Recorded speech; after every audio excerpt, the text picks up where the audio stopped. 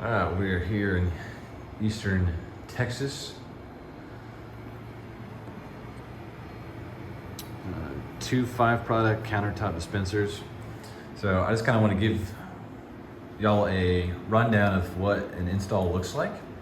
Just a much shorter version than the startup video I've already made for everyone.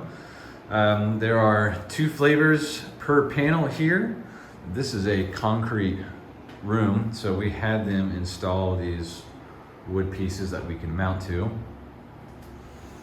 Every line is numbered. You can also see it here on our empty keg detector. We call it EKD. When this is full of water or full of beer, this floats up, and when it drops, that means that the keg is empty, and it'll let the dispenser know, hey, it's time to change the keg. Just top it off, and your line is still pressurized and full liquid, so you don't lose any beer that way. Rundown of that, we have always the empty keg detectors. When you top them off, they always go to a drain bucket in the corner here. That's what that is. And so here's our main trunk line run up top, with each individual beer line running around, and this smaller trunk, here's what leads to our glycol chiller.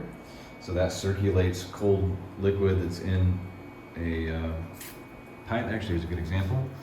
So this red and blue, this is what your glycol is going to be in, and I've got actually exactly what we need. So this is what it looks like inside that little strand there. So the glycol is within those tubes, and we splice the tubes into our main trunk line, and our main trunk line looks sort of like this, where this specific one has 8 lines, and here's our 2 glycol lines there. So glycol is running between these 2 simultaneously alongside all the beer flavors, so you have just continual chilling action there. So we're running that way. This big one runs into this big 6-inch chase, is what we asked for.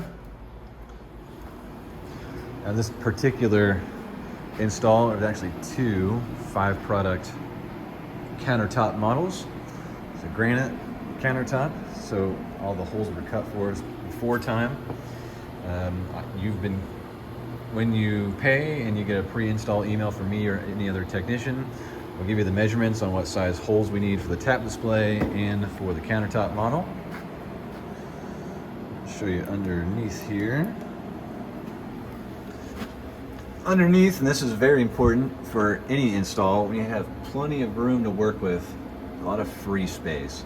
So that hole right there that we've got the dispenser chase or dispenser trunk lines, big black taped up connection there, with our blue line, that is our drain line, that's what leads out to their floor drain. That is a 4-inch hole, and we have to have a 4-inch hole that gives us enough space to fit everything through there. Power supply is mounted up there, and then where is it? Okay, so there is one connection for the tap display. That is a 1/2 inch, about a 3-inch long, 1/2 inch diameter bolt that screws into the bottom of the tap display feet. See it over there as well. This is why we need free space, so we can get everything connected through. And that leads to a floor drain elsewhere. But just giving you a quick rundown of what an install looks like. Is this the countertop unit easily tips back, so you can access the underside. If this were an in counter, meaning it was flush mounted, you would access the bottom of the dispenser through the bottom of the bar or the countertop.